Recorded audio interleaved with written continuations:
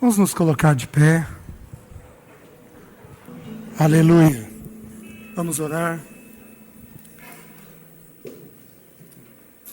Senhor, nós te agradecemos, porque apesar desta glória que o Senhor tem, o Senhor nos ama.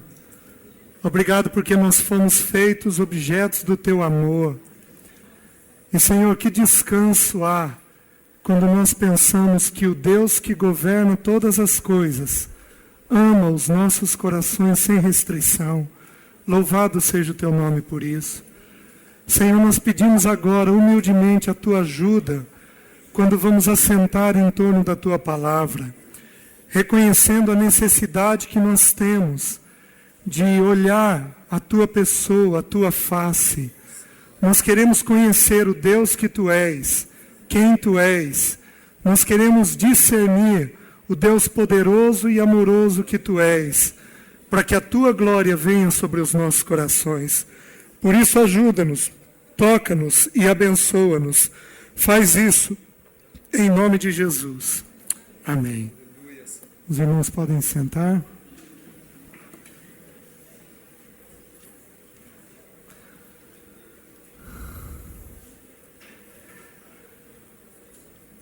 Quem cita de cor a segunda parte de Daniel 11:32? Quem cita de cor?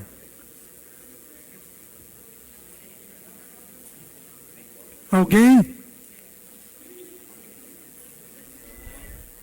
Quem já abriu, se coloque de pé e cite o texto. Uma pessoa apenas.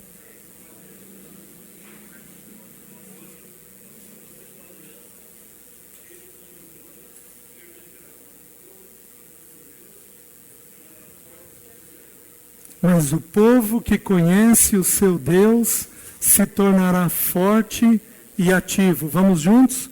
Mas o povo que conhece o seu Deus se tornará forte e ativo. Qual é a finalidade de nós estudarmos a soberania?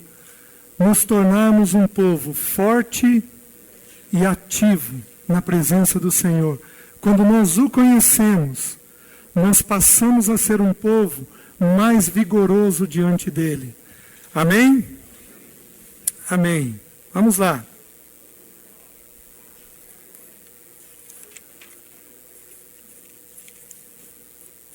Vamos tentar definir o que é a soberania de Deus. Soberania, de acordo com o dicionário Aurélio, significa aquele que detém o poder ou autoridade suprema, sem restrição nem neutralização. Ele é um dominador, ele é poderoso, ele é supremo, absoluto, excelente e magnífico. Mas guardem isso, aquele que detém o poder sem restrição ou neutralização, isso significa ser soberano. Como Deus, numa das facetas do caráter dele, ele é soberano, ninguém pode deter a mão dele. Porque na soberania não há detenção de poder. Muito menos alguém pode neutralizá-lo. Porque dizer que Deus é neutralizado por alguém ou por algo é dizer que ele não é soberano. Onde há soberania, não há restrição, nem há neutralização. É interessante que o homem, ele não foi convidado a ser soberano na sua casa. Ele foi chamado a governar, mas não a ser soberano. Por quê? Porque o soberano tem poder supremo e nem pode ser neutralizado. E o homem, ele pode ser neutralizado por seu pecado, por seus erros, por não absorver a vontade de Deus. Mas Deus não, ele é santo. Então ele é soberano, detendo todo o poder, sem neutralização alguma. Ele não tem restrição, nem é neutralizado. Então o que quer dizer que Deus é soberano? Dizer que Deus é soberano é dizer que ele é supremo, é dizer da realeza dele, é dizer que Deus é Deus. Ele é Deus. Ele pode tudo, no tempo que quer, da maneira que quer, na hora que quer, a maneira que Ele quer. Porque Ele é um Deus soberano. Dizer que Deus é soberano é dizer que Ele é o Altíssimo. Que Ele, do alto, governa todas as coisas que existem. Vamos lá. Abram em Daniel, capítulo 4, versículo 35. Daniel, capítulo 4, versículo 35. Diz assim: todos os moradores da terra são por ele reputados em nada. E segundo a sua vontade, ele opera com o exército do céu e os moradores da terra. Não há quem lhe possa deter a mão, nem lhe dizer: que fazes? Não há quem lhe possa deter a mão e lhe dizer: que fazes? Por quê? Porque do alto ele opera a sua vontade. Vejam Jó, capítulo 9, versículo 12. Jó 9, 12.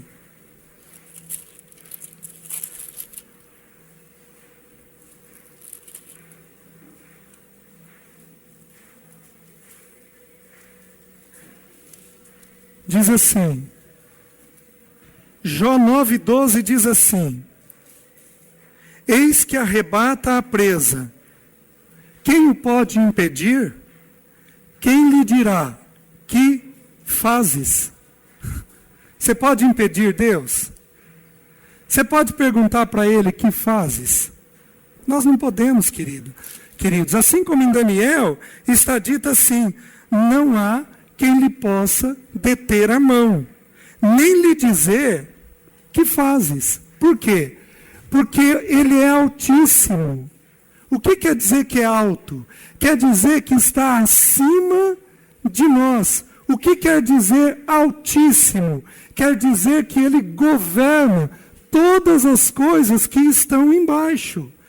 O céu, a Bíblia ensina que os céus são a sua morada. E que a terra é estrado dos seus pés. É onde Ele coloca os pés. E como Ele é altíssimo, do alto, Ele governa tudo o que acontece. E ninguém pode dizer: que fazes? Jó entendeu tanto essa lição, que ele encerra o livro dizendo assim: uma vez falei, outra vez não falarei. Por quê? Porque ele questionou a maneira pela qual o Altíssimo agia com ele. Então ele parou de questionar. Dizer que Deus é soberano é dizer que Ele é onipotente. Não apenas que Ele governa do alto, mas dizer que Ele é onipotente, ou seja, dizer que Ele pode todas as coisas que Ele quer fazer. Vejam Salmos 115, versículo 3. Salmo 115, versículo 3.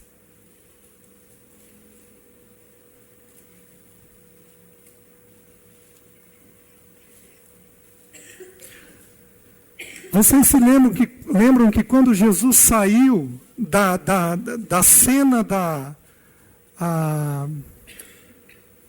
Páscoa com os discípulos, que ele ceia com os discípulos, vocês se lembram que num dos evangelhos é descrito que eles cantaram um hino. Muito possivelmente foi o Salmo 115 que eles cantaram. Não a nós, Senhor, mas ao teu nome da glória, porque diriam as nações: onde está o nosso Deus? Aí o versículo 3 diz assim: no céu está o nosso Deus, e tudo faz como lhe agrada. Então, Deus faz tudo como lhe agrada, porque não há restrição para o poder dele. Ele é onipotente naquilo que ele faz. Vejam Mateus, capítulo 11, versículo 26. Esse é um texto que nós vamos estudar mais na frente, quando nós falarmos sobre a vontade do homem. 11.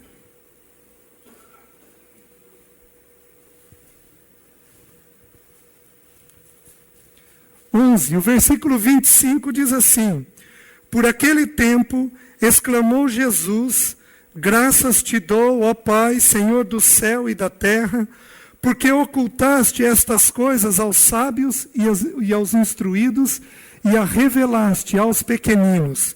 Sim, ó Pai, porque assim foi do teu agrado. Queridos, parece contraditório, e não é. O texto, versículo 25, diz que diz que Deus Pai escondeu aquelas verdades dos sábios e dos entendidos e a revelou aos pequeninos. Queridos, parece justo? Parece justo? Não, porque Deus esconde de uns e revela a outros. Parece que tem justiça nisso? Aparentemente não. Agora, a Bíblia ensina que Deus é justo. Então, pode parecer injusto, mas não é, porque isto contrariaria o caráter de Deus. Agora, por que ele esconde de um e revela ao outro? Sim, ó Pai, porque assim foi do teu agrado. Queridos, ele é onipotente. Ele pode tudo. Ele determina como agir.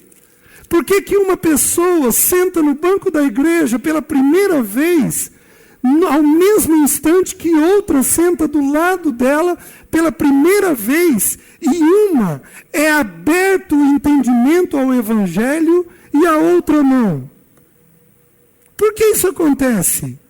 Sim, ó Pai, porque assim foi do teu agrado.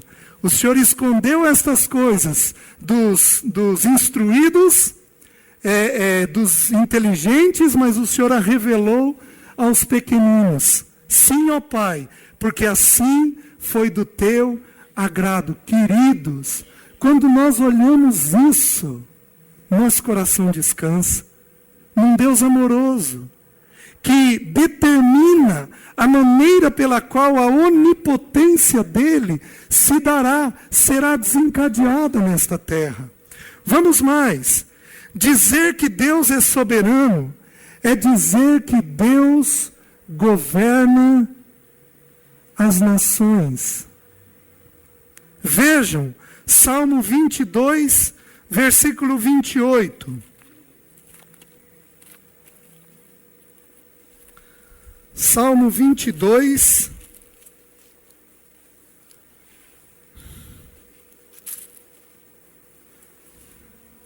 versículo 28.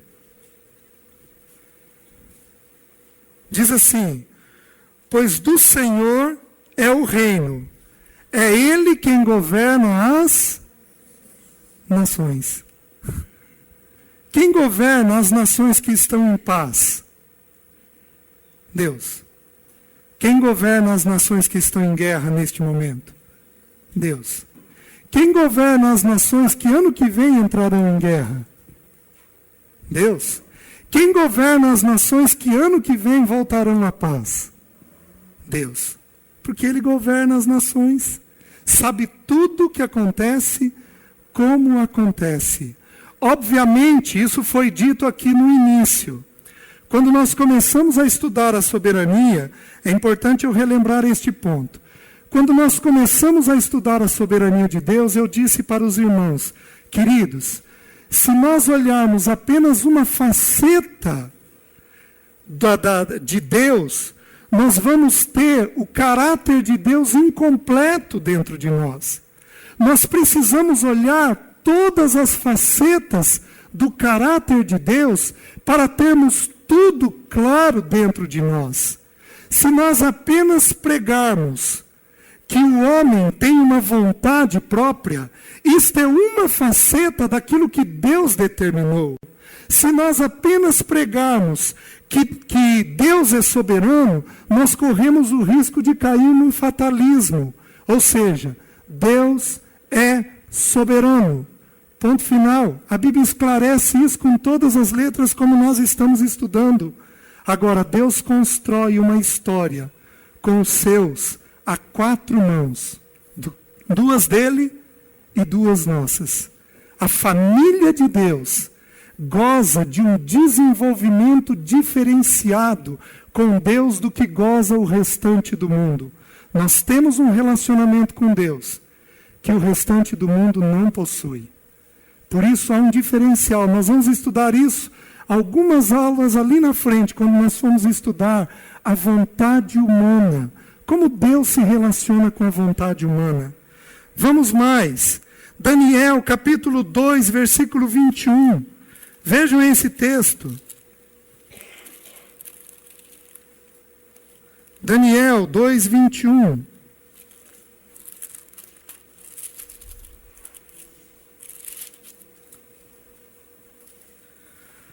Vamos começar com o 20. Diz assim, Daniel capítulo 2, versículo 20. Disse Daniel, seja bendito o nome de Deus de eternidade a eternidade, porque dele é a sabedoria e o poder. É ele quem muda o tempo e as estações, remove reis e estabelece reis. Ele dá sabedoria aos sábios e entendimento aos inteligentes. Queridos, o nosso país é rico em histórias desse tipo. Elege-se um presidente, assume-se o vice. Quem que elegeu o presidente? Deus. Quem fez com que o vice assumisse? Deus. Porque ele estabelece reis e remove reis. No governo e na soberania dele, ele faz isso. Vejam, Daniel capítulo 4, versículo 17 e também o versículo 25.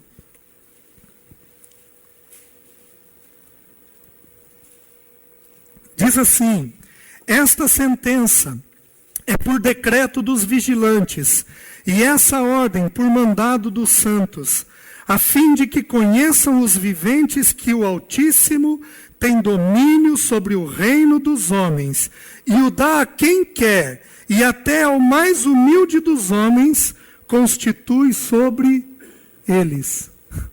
Vejam o versículo 25, é uma repetição. Quando Daniel vai trazer a palavra a Nabucodonosor, ele diz assim, serás expulso de entre os homens e a tua morada será com os animais do campo. E dar-te-ão a comer ervas como aos bois, e serás molhado do orvalho do céu. E passar-se-ão 7 tempos por cima de ti, até que conheças que o Altíssimo tem domínio sobre o reino dos homens, e o dá a quem quer. Deus dá a quem quer. Agora, queridos, olha se não dá para ter temor de Deus. Quem levanta um Hitler?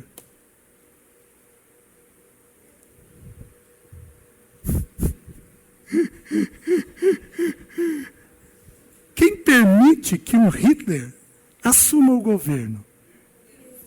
Claro.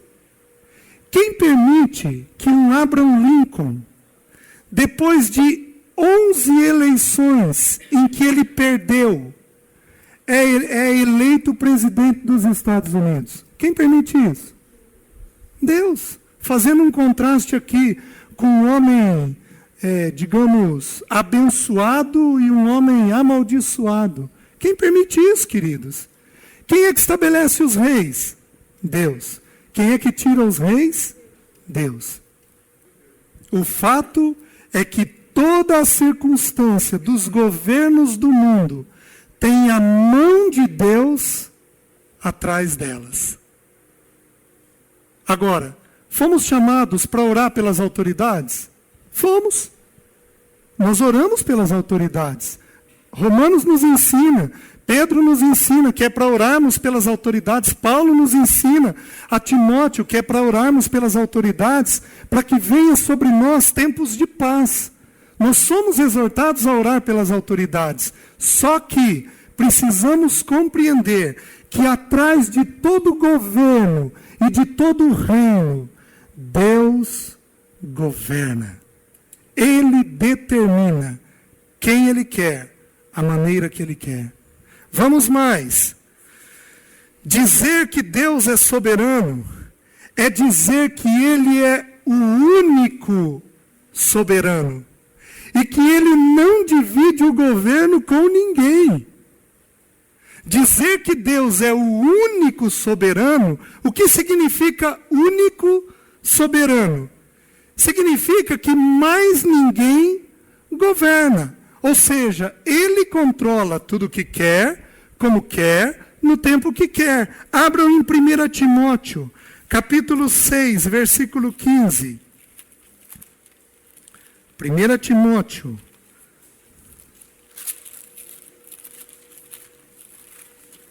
Capítulo 6, versículo 15.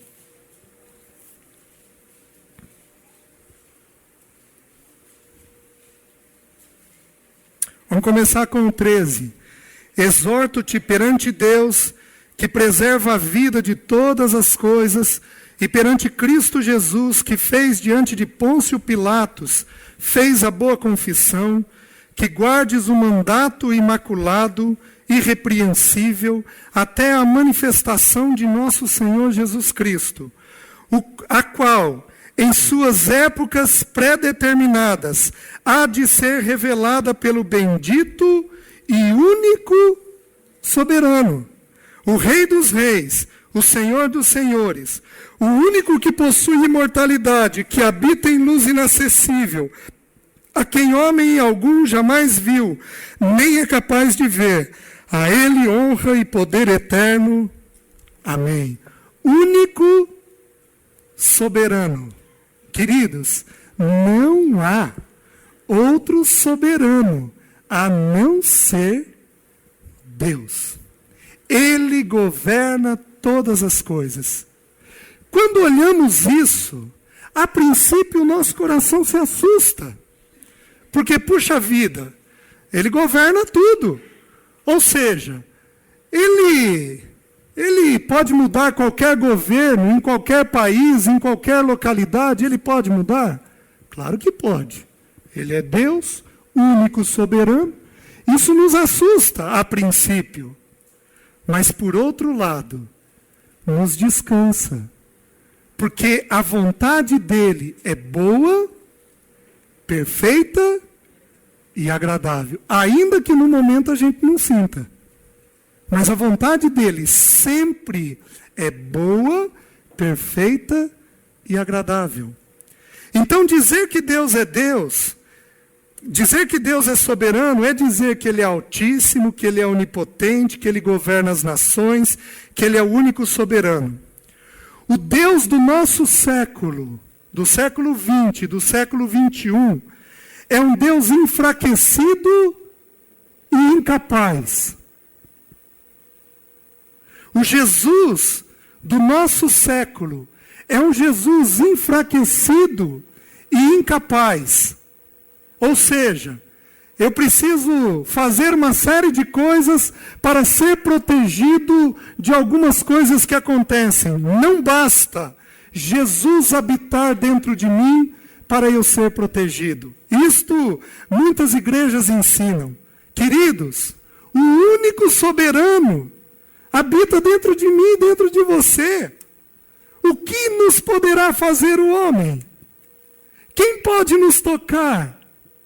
Quem pode intentar acusação contra os eleitos de Deus? É Deus quem os justifica, nos ensina Romanos. Aquele que pode tudo, que governa tudo, habita dentro de mim e dentro de você. Agora, nos é ensinado que nós precisamos tomar um copo de água que fica em cima de uma televisão, para recebermos a cura do alto. Queridos, isto é demoníaco. Isto é demoníaco, porque a palavra de Deus não afirma isto. Pense que colocar sal grosso, elefante, pisar em sal grosso, colocar rosa debaixo do banco, para sermos protegidos de ações malignas, isto é demoníaco. Temos que orar para a direita, para a esquerda, para norte, para sul, para leste, para oeste. Não há ensino disto na Escritura. Apenas o que nós temos que nos concentrar é que o Deus dos deuses, Senhor absoluto de todos os tempos e eras, o único soberano, habita dentro de mim e dentro de você. O papel dele ele faz. Amém? O nosso papel é andar segundo a vontade dele. O papel dele ele cumpre. É nosso papel andarmos em conformidade com a vontade dele. Veja mais, olha que interessante. O Deus do século 21, ele é enfraquecido e incapaz, necessitando que nós ordenemos a ele os fatos que nós desejamos. Como se eu não orasse aquilo que eu desejo, como se ele não fosse me dar.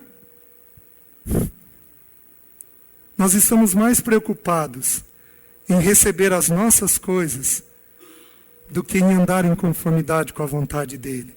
Queridos, oração tem uma única finalidade. Guardem isso. Oração tem uma única finalidade: nos colocar ajustados com a vontade de Deus. Nós não precisamos ordenar que Deus faça isso ou faça aquilo, porque se eu e você ordenarmos determinadas coisas, ele já não é mais o único soberano. Porém, está dividindo conosco algumas coisas. Isto não está em conformidade com a palavra de Deus. É óbvio que nós podemos humildemente pedir, porque a Bíblia nos ensina a pedir, mas precisa estar registrado na nossa mente que o único soberano faz todas as coisas que ele deseja, porque ele é soberano sobre tudo. Vejam, dizer que o plano original de Deus foi anulado pelo pecado, quando o pecado entrou com Adão e Eva, queridos, é destronar Deus. Dizer que o pecado de Adão e Eva anulou um plano que Deus tinha em mente, e aí Deus teve que refazer o plano dele e começar de novo, queridos, é questionar a onipotência de Deus, é questionar a soberania de Deus. Deus não é pego de surpresa por nada, porque ele era, é e sempre será. Ele sempre soube o que aconteceria e como aconteceria. Dizer que Deus foi tomado de surpresa no Éden é degradar o Altíssimo. Dizer que o homem tem pleno controle da sua existência é despojar Deus de onipotência. Dizer que o homem tem pleno controle da sua existência é despojar Deus da sua onipotência. Vou dar um exemplo para vocês.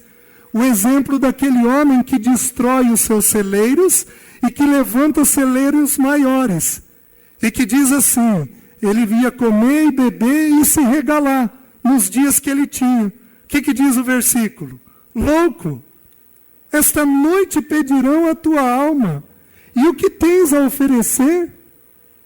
Para nós que somos crentes, Hebreus, o livro de Hebreus faz uma exortação: não digam que vocês vão fazer isto ou aquilo, porém digam, se o Senhor nos permitir, faremos isto e faremos aquilo. Queridos, dizer que o homem ímpio ou crente tem pleno governo da sua própria vida e das suas situações, é despojar Deus da onipotência que ele tem.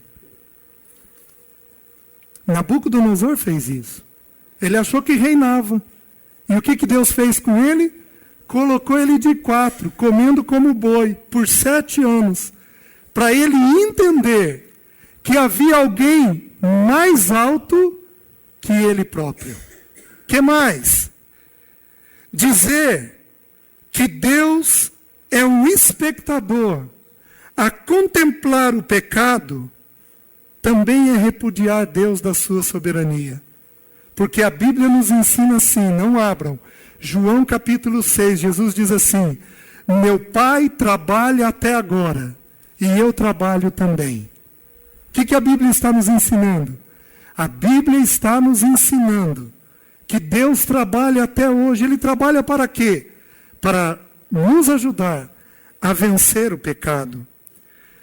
Escrevam esta frase: Deus não está sujeito a nenhuma regra ou lei fora da sua vontade e da sua natureza.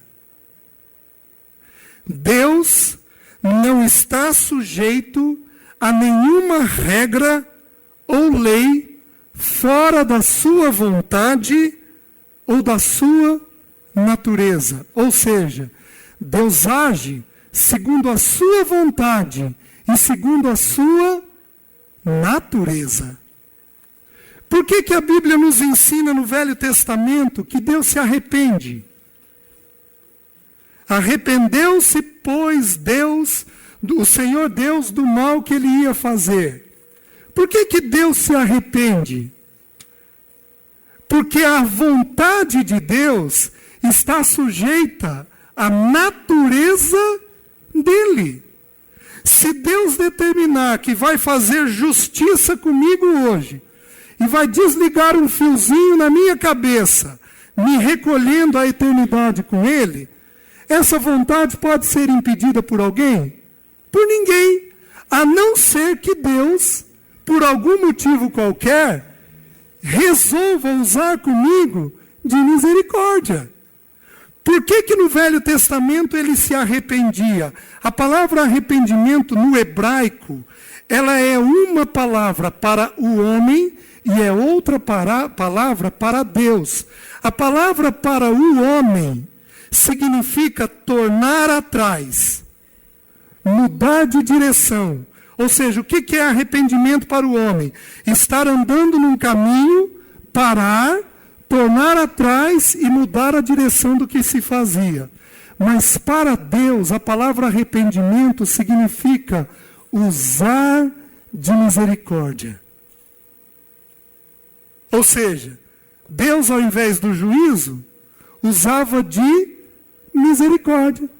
Então a vontade de Deus está sujeita à natureza de Deus, àquilo que Deus está querendo fazer naquele momento. Vamos mais. Deus é soberano no exercício do seu poder, conforme Ele quer, quando Ele quer e como Ele quer. Ele é soberano no exercício do seu poder, conforme Ele quer, quando Ele quer e como Ele quer. Vou dar para os irmãos alguns exemplos. Anotem só as duas referências, Êxodo 14 e Êxodo 17. Em Êxodo 14, nos é ensinado que Faraó impediu o povo de sair do Egito, certo? Depois, Faraó perseguiu o povo, e o Faraó foi afogado, ele e todo o seu exército no Mar Vermelho. Êxodo 14, nos ensinando que Deus matou Faraó. Mas em Êxodo 17, Moisés vai passar pela terra de Amaleque com a nação de Israel. E Amaleque impediu a nação de Israel de passar por suas terras. Faraó também tinha impedido o povo de sair de suas terras. E Deus o matou. Mas com Amaleque, Deus fez diferente. Deus apenas determinou o seguinte: sempre haverá guerra entre Amaleque e Israel. Queridos, eu lhes pergunto, por que com um Deus afoga no mar e com outro Deus determina que por gerações a fio haverá guerra? Por que Deus fez assim? Porque Ele age como quer, quando quer e quando Ele quer. Conforme Ele quer, como Ele quer e como Ele quer. Com um Ele age de um jeito, com outro de outro. Porque Ele é livre dentro da vontade dEle. Quando nós começamos a pensar assim, nós começamos a nos responder algumas coisas. Por exemplo, meu Deus, essa fase está tão difícil. 3 anos atrás estava tão mais fácil. Agora está tão complicado. Por que dos 20 aos 30, tua vida foi uma beleza, e dos 30 aos 35 enroscou? Obviamente que se não existir pecado, vamos excluir a questão do pecado. Por que uma fase é tão fácil e por que outra é tão complicada? Porque Ele faz como quer, da maneira que quer, conforme Ele quer, quando Ele quer. Por que uma família na igreja tem os filhos sãos e outra família tem filhos tomados por uma doença? Os dois são crentes. As duas famílias amam a Deus. Quando nós entendemos a soberania, nós dizemos o quê? Que Ele age como quer, quando quer, conforme Ele quer. Oh, queridos, como isso descansa o nosso coração. Veja um outro exemplo. Quando Josué entra com o povo em Canaã, Jericó precisa ser rodeada por 7 dias e ela não é tomada com espada. Mas todas as outras cidades foram tomadas com espada. Queridos, por que Deus fez assim? Porque Ele faz como quer, do jeito que quer, quando Ele quer. Por que Davi é tomado pela graça de Deus de tal forma que ele luta, quando adolescente, ele luta com um leão e com um urso? E por que Samuel é levado para o templo?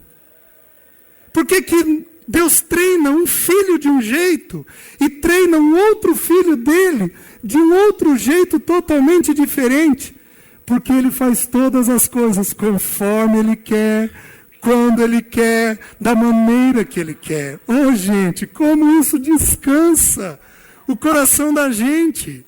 Por que Davi venceu Golias? Porque aquela funda, mesmo reconhecendo todo o treino que ele tinha, toda a ousadia com que ele foi tomado, mas por que aquela funda gira e aquela pedra lisa sai e acerta no meio da testa de Golias? Por que Davi venceu Golias dessa forma? E por que Saul matou uma centena de sacerdotes que amavam o Senhor? Porque um vence e outro não. Porque Deus fechou a boca dos leões quando Daniel estava na cova dos leões e Isaías morreu cerrado ao meio. Porque Deus fechou a boca dos leões, mas não impediu que o povo matasse Isaías, porque Ele faz todas as coisas conforme Ele quer, quando Ele quer, a maneira que Ele quer. Queridos, entendamos que Ele amorosamente é soberano. Anotem lá, Atos 7 e Atos 5. Vamos abrir as duas referências. Atos capítulo 5. Atos capítulo 5, versículo 18. Atos 5, 18. Prenderam os apóstolos e os recolheram à prisão pública. Mas de noite um anjo do Senhor abriu as portas do cárcere e, conduzindo-os para fora, lhes disse: Ide, e apresentando-vos no templo, dizei ao povo todas as palavras desta vida. O que Deus fez com Pedro? Um anjo do Senhor veio e abriu a porta da prisão. Em contrapartida, abram em Atos capítulo 7, versículos 54. Ouvindo eles isto, enfureceram-se no seu coração e rilhavam os dentes contra ele. Mas Estevão, cheio do Espírito Santo, fitou os olhos no céu e viu a glória de Deus e Jesus que estava à sua direita. E disse: Eis que vejo os céus abertos e o Filho do Homem em pé à destra de Deus. Eles, porém, clamavam em alta voz, taparam os ouvidos e unânimes arremeteram contra ele. E lançando-o fora da cidade, o apedrejaram. As testemunhas deixaram as suas vestes aos pés de um jovem chamado Saulo, e apedrejavam Estevão, que invocava e dizia: Senhor, recebe o meu espírito. Então, ajoelhando-se, clamou em alta voz: Senhor, não lhe imputes este pecado. Com estas palavras, adormeceu. Queridos, por que que o anjo abriu a porta da prisão para Pedro? E por que Deus não livrou Estevão? Porque Deus faz tudo conforme a sua vontade. Entendamos que Deus tem uma vontade específica para cada um de nós. Entendamos que Ele tem coisas específicas para cada um de nós. Ele é livre para salvar a uns e para recolher outros. Ele é livre para fazer isto, queridos. Vejam mais. Deus é soberano na delegação do seu poder a outros. Vou dar alguns exemplos. Matusalém foi o homem que mais viveu sobre a face da terra, 969 anos. Por que ele viveu 969 anos e não Adão? Porque Deus é que dá o sopro de vida e Ele é o único que tira o sopro de vida. Então é Deus quem delega o poder dele às pessoas. Porque Sansão se tornou um homem forte, de tal forma que ninguém, nenhum exército, podia com ele, um único homem. Quem é que delegou aquele poder a ele? Deus delegou aquele poder a ele. Então Deus delega o poder dele a quem ele quer. Vamos pegar um caso recente.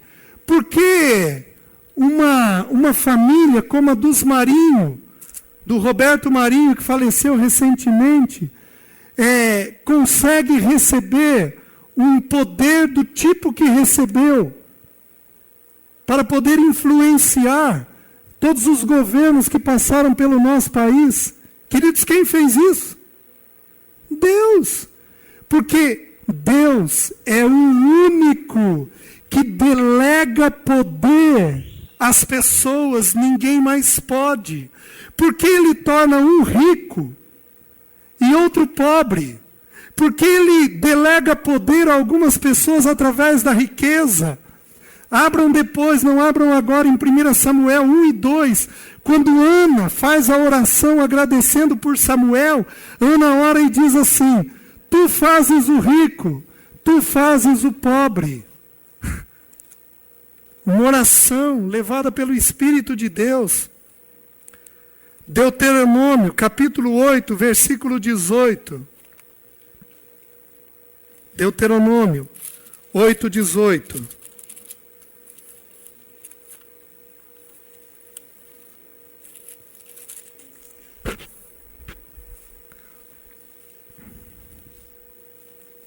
Olha que lindo.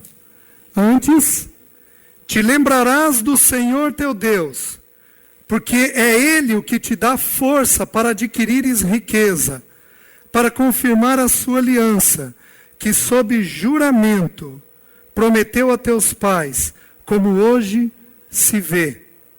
Antes te lembrarás do Senhor teu Deus, porque Ele é que te dá força para adquirires riqueza.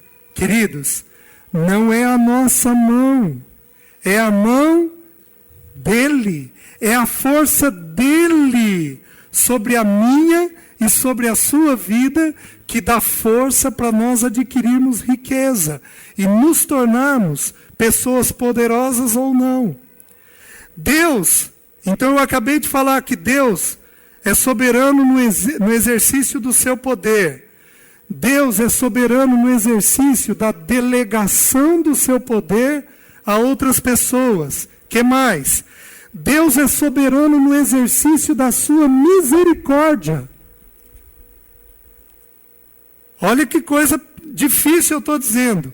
Deus é soberano no exercício da sua misericórdia. João, capítulo 5. João capítulo 5. Esse texto é importante nós olharmos. Agora nós estamos vendo que Deus é soberano no exercício da sua misericórdia. João 5. Segura aí e abra comigo Romanos capítulo 9.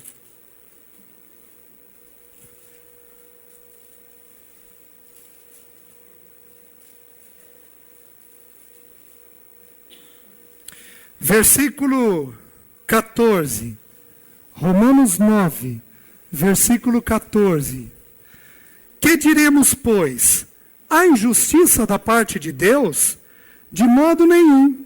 Pois ele diz a Moisés, terei misericórdia de quem me aprouver ter misericórdia, e compadecer-me-ei de quem me aprouver ter compaixão. Assim, pois, não depende de quem quer, ou de quem corre, mas de usar Deus a sua misericórdia. Queridos, quem delega misericórdia? Ele é soberano na delegação da misericórdia dele. Terei misericórdia de quem me aprouver, e endurecerei quem eu quiser. Vejam o versículo 18. Logo, tem ele misericórdia de quem quer, e também endurece a quem lhe apraz. Quem fechou o coração de Faraó para que Faraó não deixasse o povo sair? Vocês se lembram disso? Deus. Ou seja, Deus endureceu o coração de Faraó. Por quê? Porque ele usa de misericórdia com quem ele quer e endurece quem lhe apraz. Ou seja, nós ministramos ao coração de alguém. Aquela pessoa, naquele momento, endureceu, fechou. O que nós fazemos? Cessamos e oramos. Porque quem exerce a misericórdia e quem trabalha o endurecimento do coração é Deus. Olha o texto, muito conhecido. Tirarei o coração de pedra e vos darei um coração de carne. Quem é que tira? Quem é que põe? Tremendo, né? Agora, ele é soberano no exercício da sua misericórdia. Então vamos olhar um caso. João capítulo 5. Passada estas coisas, havia uma festa dos judeus e Jesus subiu para Jerusalém. Ora, existe ali, junto à porta das ovelhas, um tanque chamado em hebraico Betesda, o qual tem 5 pavilhões. Nestes jazia uma multidão de enfermos, cegos, coxos e paralíticos, esperando que se movesse a água, porquanto um anjo descia em certo tempo, agitando-a. E o primeiro que entrava no tanque, uma vez agitada a água, sarava de qualquer doença que tivesse.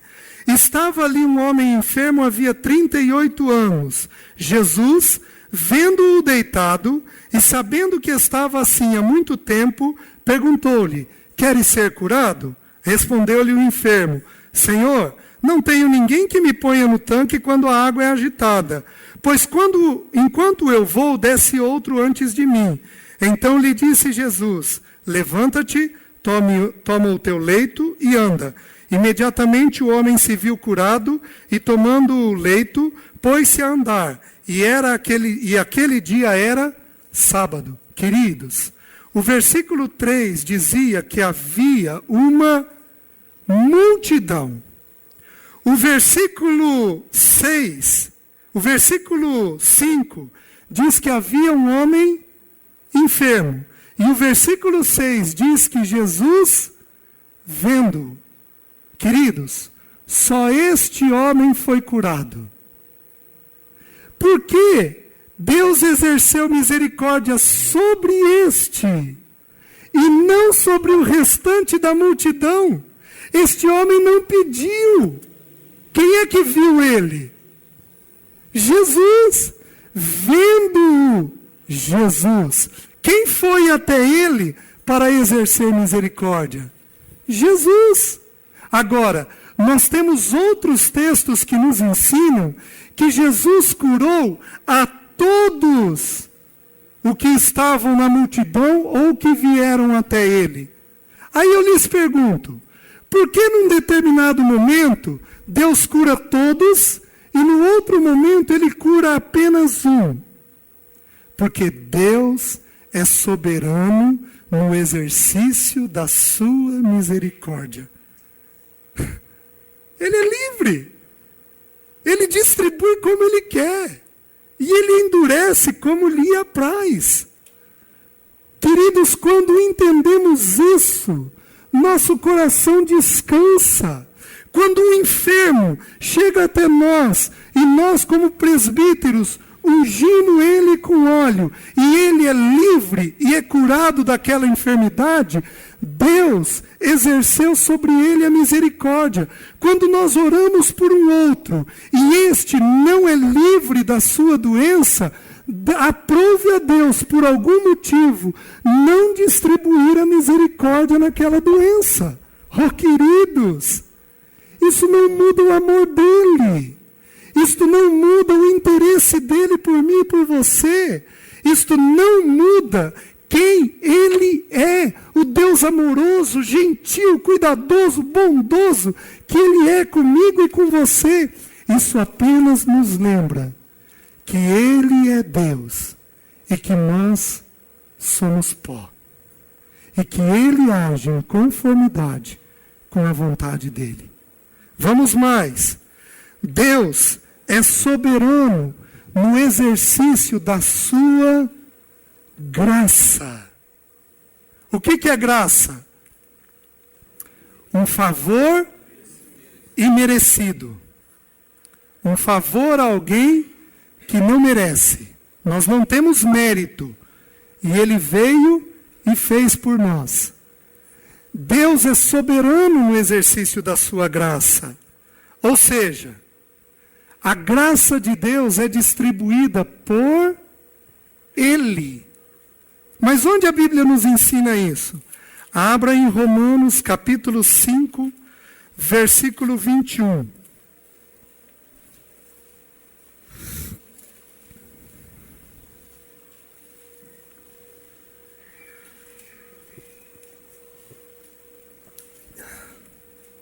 Versículo 20 nos diz assim: sobreveio a lei para que avultasse a ofensa, mas onde abundou o pecado, superabundou a graça.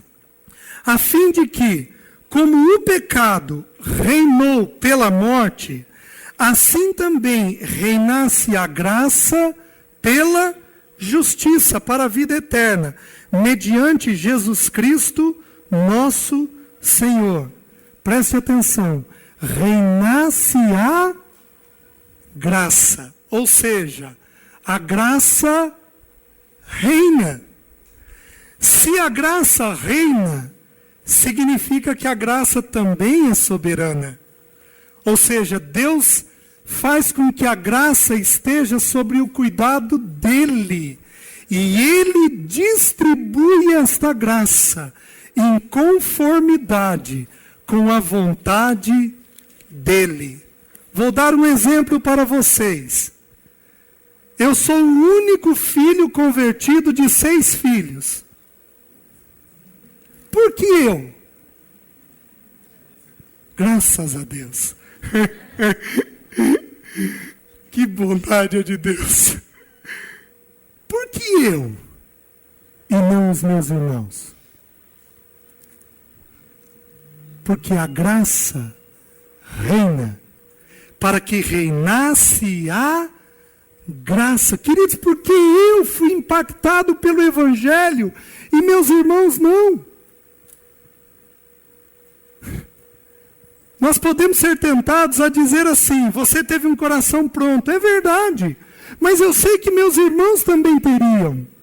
O fato é que eu fui evangelizado naquele período, eles não. Por quê?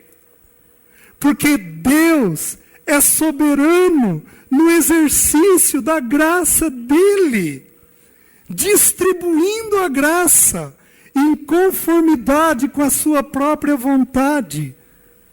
Que coisa tremenda! Nós precisamos pregar a tempo e fora de tempo. Nós precisamos orar buscando a vontade de Deus. Nós precisamos interceder pelos pecadores, porque Jesus faz isso. Nós precisamos ir até as nações, porque Deus nos deu essa ordem. Ide, porque naquele dia haverão pessoas de povos, línguas, nações. Mas o exercício da graça pertence a Deus. A maneira da graça agir pertence ao Senhor. Querem ver um exemplo disso? Quando Jesus nasceu, a estrela apareceu aos estrangeiros e aos pastores.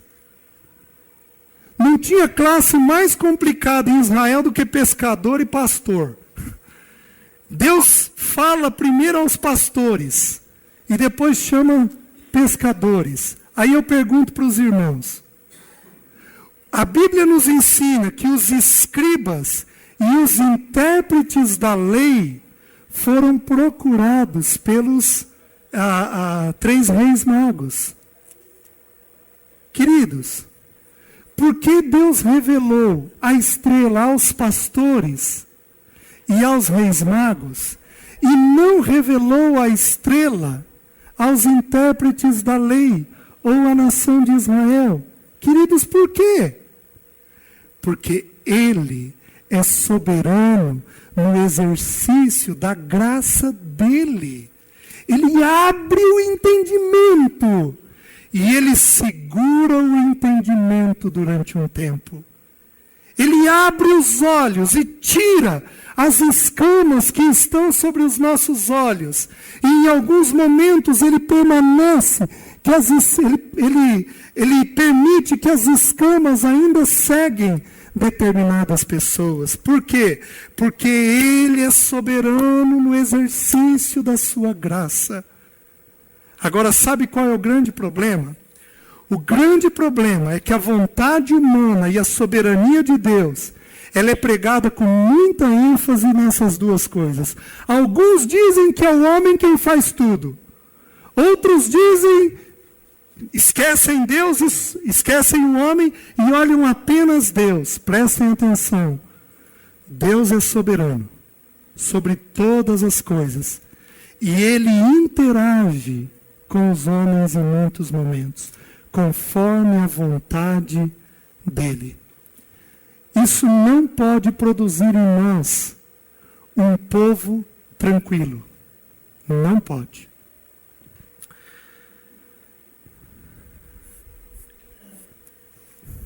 Naquele período que eu estive fora aqui do Ipiranga, eu me deparei com muitos irmãos queridos, de muito entendimento na Escritura, muito mais entendimento do que eu tenho.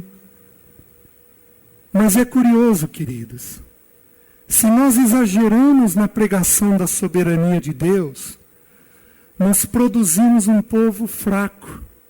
Sabe por quê? Não vou fazer nada, não. Porque Deus faz tudo. E é uma verdade. Deus é soberano. Mas prestem atenção. Meu pai trabalha até agora. E eu trabalho também. Ou seja, quem é a boca de Deus nessa geração? A igreja. Quem é a mão de Deus nessa geração? A igreja. O nosso modelo, que é Cristo, intercede pelos transgressores e pecadores, de acordo com Isaías 53. Se o nosso modelo intercede, nós também precisamos interceder. A Bíblia nos manda ir, então nós temos que ir. Temos que aprender a olhar as duas coisas com o seu devido equilíbrio. A soberania de Deus tem que produzir em nós um povo ativo, vigoroso, forte, produtivo no reino de Deus. Em contrapartida, totalmente submisso à vontade do seu Senhor. Só falamos quando Ele manda a gente falar. Só pregamos quando Ele manda a gente pregar. Oramos e intercedemos buscando a vontade dEle. Não para fazer as nossas coisas. Pedis e nada recebeis, porque pedis mal, para esbanjardes nos vossos próprios prazeres. Ou seja, a oração precisa estar submissa, sujeita totalmente, todo o tempo, à soberania de Deus. Aí então, a igreja está em profunda consonância com aquilo que o seu Senhor faz e manda. Amém? Que assim seja conosco. Semana que vem, nós vamos estudar a criação de Deus. Nós vamos olhar para o céu, olhar para os planetas, olhar para os animais, olhar para o reino vegetal.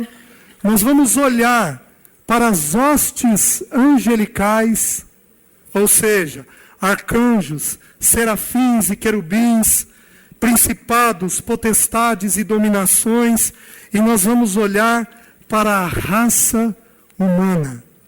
E vamos ver porque Deus cria do jeito que cria, com a diversidade que cria.